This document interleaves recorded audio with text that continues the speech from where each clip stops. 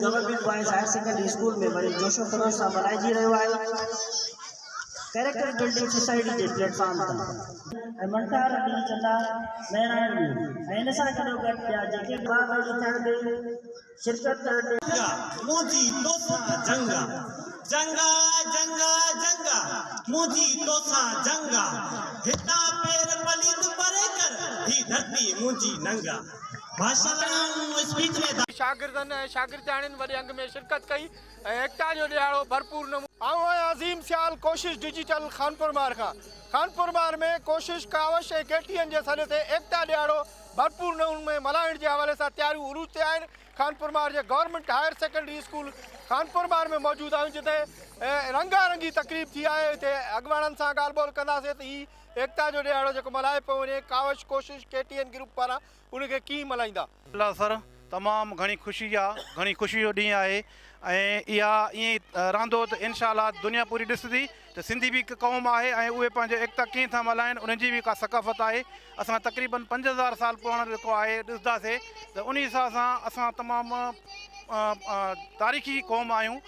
अल्हम्दुलिल्लाह तव्हांजे तवसुस सां हीअ पूरी दुनिया ॾिसंदी त असां इहो जेको आहे इनखे कीअं मल्हायूं था पिया।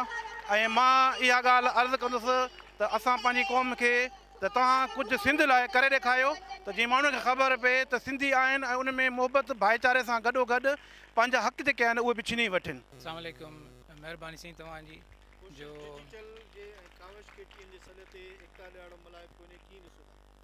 साईं कोशिश ऐं कावश डिजिटल तरफ़ां जेको हीउ एकता जो ॾियारो मल्हायो पियो वञे इहा हिकिड़ी तमामु ज़बरदस्त रिवायत आहे जेका हमेशह इंशाअल्लाह बरक़रार रहणु घुरिजे।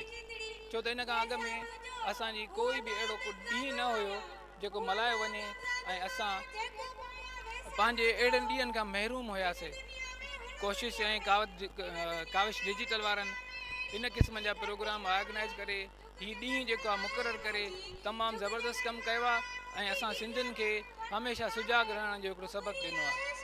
तवसुल सां जेको हीउ ॾियारो मल्हायो पियो वञे एकता जो ॾियारो असां इहो हर साल वॾे जोशो ख़रोश सां सेलिब्रेट कयूं था पिया ऐं हीअ असांजो ॾियारो कंहिं वॾी ईद खां घटि न आहे।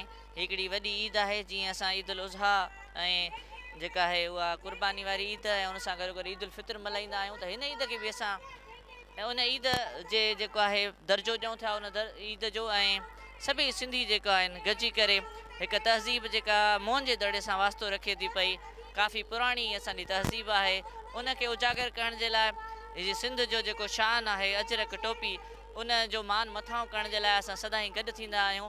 ऐं हिन साल बि असां इहो जेको खानपुर महर हायर सेकेंडरी स्कूल में वॾे जोशो ख़रोश सां मल्हाए रहिया आहियूं। इहो ई असांजो सिंधियुनि जो पैगाम आहे त अमन ऐं भाईचारो ई उहो वाहिद हथियार आहे जंहिंजे ज़रिए तव्हां सभिनि माण्हुनि खे फतह करे सघो था ऐं जेको आहे तरक़ी जेको आहे उहा करे सघो था पिया। सेकेंडरी स्कूल में तव्हां एकता जी रंगारंगी तकरीब ॾिठी जंहिंमें स्कूली ॿारनि टेबलो खाका पेश कया।